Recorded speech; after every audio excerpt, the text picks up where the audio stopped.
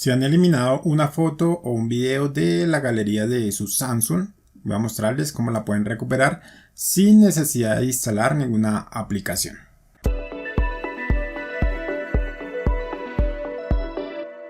Al eliminar una foto o un video de nuestro celular Samsung, lo que estamos haciendo es enviándola a la papelera, y los Samsung tiene habilitada la opción de papelera para nosotros poder entrar y recuperar las fotos o imágenes. Entonces vamos a entrar. Bueno, primero les voy a dar un ejemplo. Voy a tomar una foto.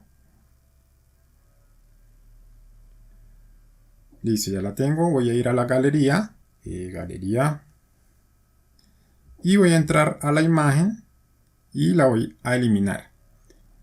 Mover a la papelera. Listo, entonces para entrar a la papelera vamos a entrar igual a la galería. Y aquí nos vamos a ir a estas tres rayitas que aparecen en la parte inferior derecha.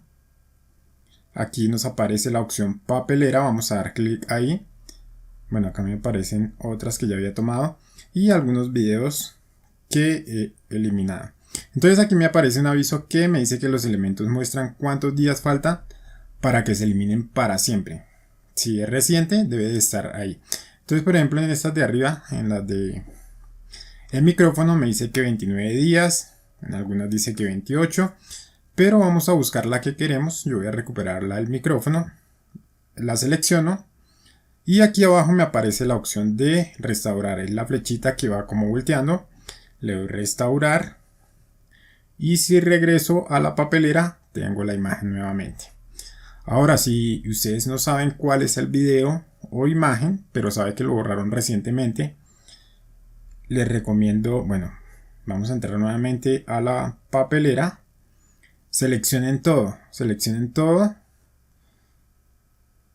y aquí abajo dice restaurar, lo restauran, verifican uno por uno hasta que recuperen el archivo, la imagen o el video que eliminaron y luego eliminan el resto. Y con eso tendrían recuperado su archivo de su celular Samsung.